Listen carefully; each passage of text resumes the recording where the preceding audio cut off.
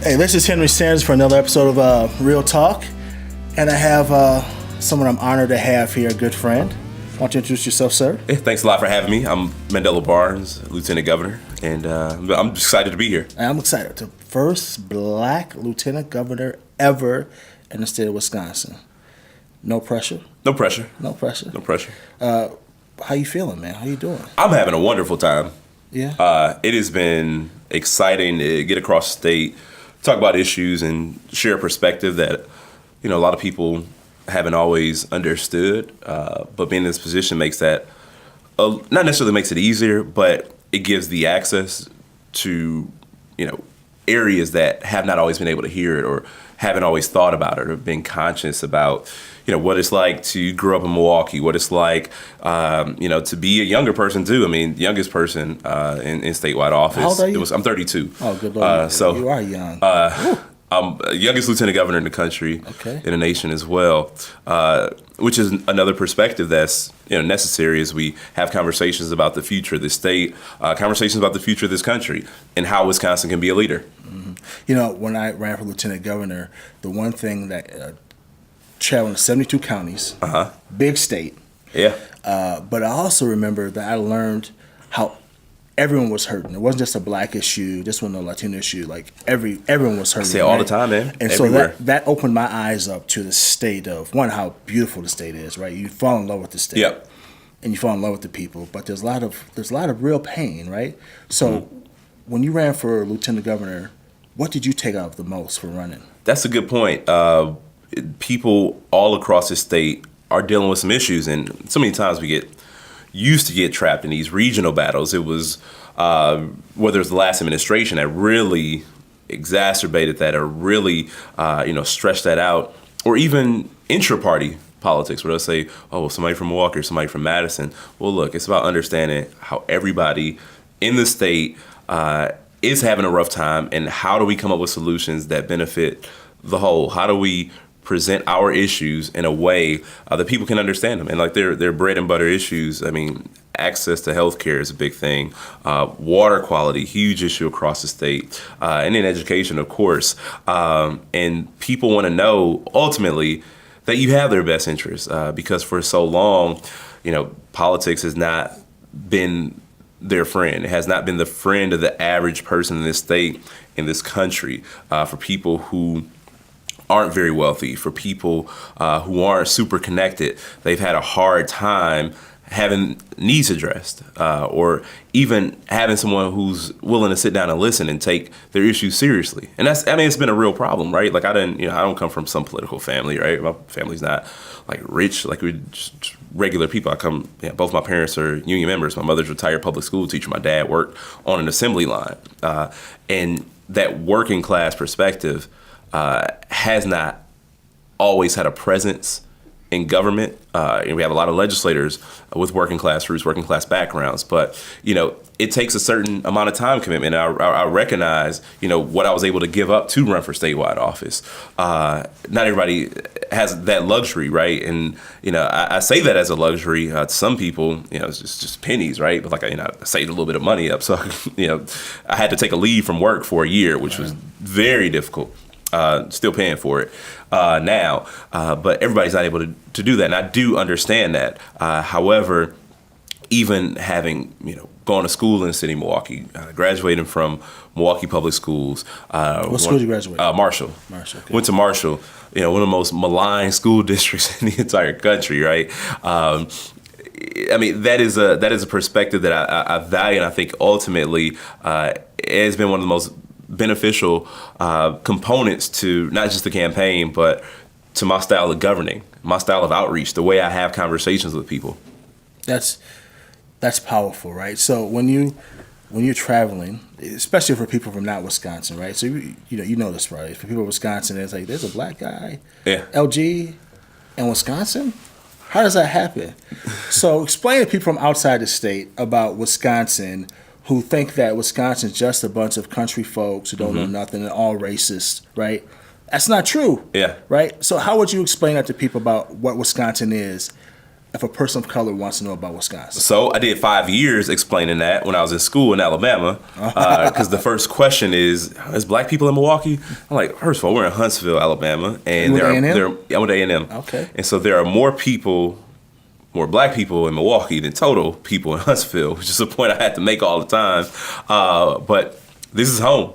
And, Wisconsin, 6% of the population is black, so not a whole lot of us here.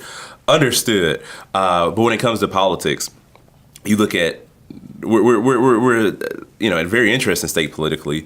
Voted for Obama twice, then Trump in 2016. Scott Walker won 3 statewide elections here, and we elected Tammy Baldwin, the first openly gay U.S. senator, right? So it is a very interesting mix of people here in Wisconsin, and what it means is the people who live here, the people who vote here, want to connect with people more than anything, and to the people here in this state, I think that connection transcends politics. How is it that a Tammy Baldwin can get elected, and we see the Supreme Court election we had last week? It means that you don't just get elected because of who you are, what party you represent. You get elected here in Wisconsin by making that connection and being able to communicate your idea, your vision for improving the quality of life for people in all 72 counties. And it has to be a message that resonates with everybody. It can't be a Madison-specific message. It can't be a Wausau-specific message. It has to be one that people can say, all right, well, I understand this. I have children in the schools here. I know somebody, or I have an issue with the way healthcare has been delivered in this state, or the affordability of it. It is a shame that I live in this part of the state and don't have access to high-speed internet, or the water that I pour out of the sink, I have to boil it before I cook with it. I mean, these are real problems that have been ignored for forever. And people will say, what do you talk about when you get up north? Which is, what do you say when there's no more black people? That just means, I talk about the same things, is what I tell them. I talk about the same things in Milwaukee that I talk about in Superior, that I talk about in Viroqua, that I talk about in Green Bay, because all these issues are the same. Mm-hmm. Tell me, a young man who's watching, a young lady's watching right now, a person of color, of color. What gave you the idea that you, being a black man, could be lieutenant governor? Like, what would you tell a young person? Said, how do you do that? What made you even do that? How did you have the audacity to think you could be lieutenant governor in the state of Wisconsin? That's a really good question, and I actually don't even know that I have the answer to that question. I mean, the first step to doing anything is to try, right? Is to step out there and know that what you have to say has value. Your perspective is important, and for so long, for not having seen people in leadership roles, and I can go back for me now 15 years ago when Barack Obama gave his 2004 DNC speech, and it was then, he had a certain level of audacity. He wasn't even running for president at that point. He's running for U.S. Senate. Well, he was kind of running for president. Well, true enough. Fair enough, right? He was a state senator at that point, running for U.S. Senate. Right. And he had a message that resonated with people. And it didn't matter what race you were. He talked about his story and how he got to where he was, and how this nation should be one that provides opportunity for people that look like him. And people understood that. They grasped that message. And 4 years later, he returned to that stage to accept the nomination for president.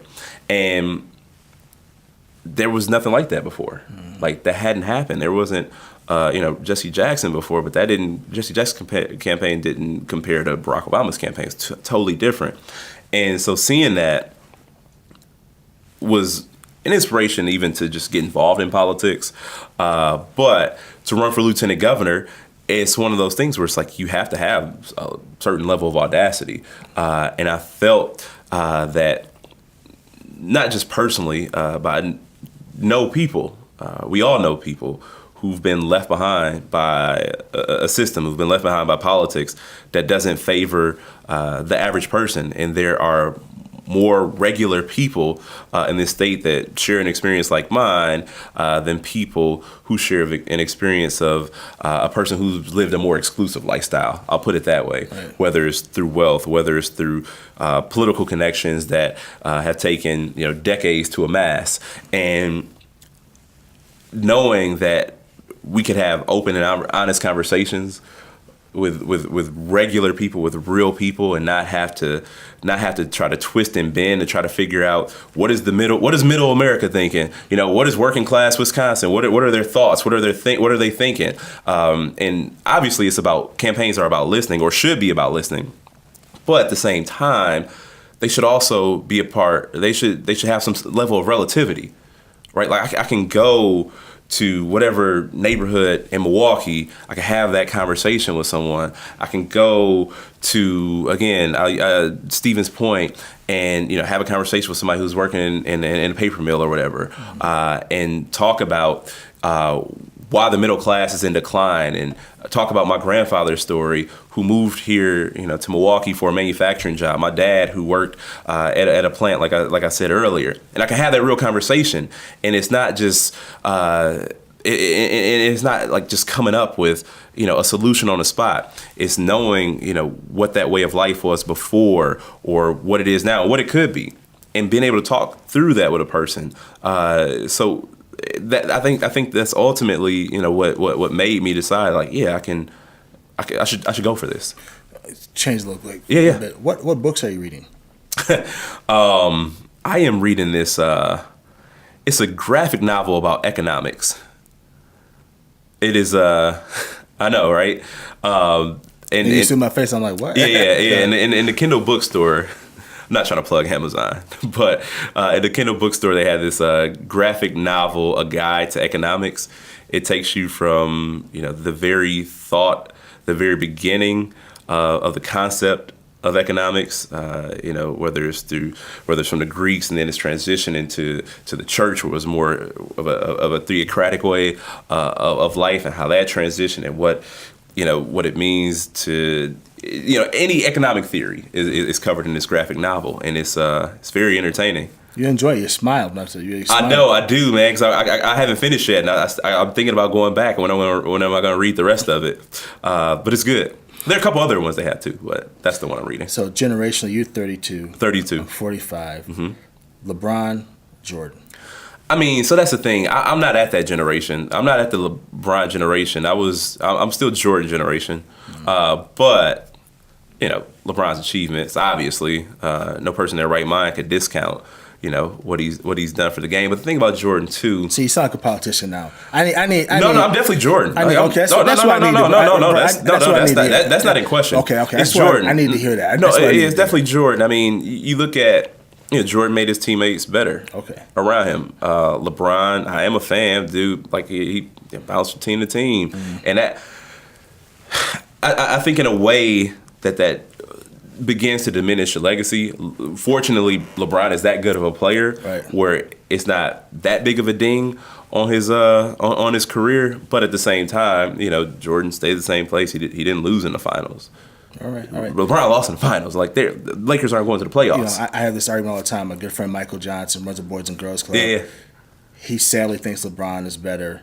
We argue. I just wanted to, for me, if we're gonna get along, no, you have to say Jordan. So if you said LeBron, I gotta say Jordan. We might have some problems, but we're good now. Jordan definitely a better player. What about Jay-Z, J. Cole? I'm still Jay-Z. Okay. I like J. Cole, man. So the thing is, too, unpopular opinion, like Jay-Z had a number of airballs. Right. His albums, like there are a lot of Jay-Z albums just are not good. Mm-hmm. They have decent content, some memorable songs, some classic lines. Jay-Z's still in my top 5.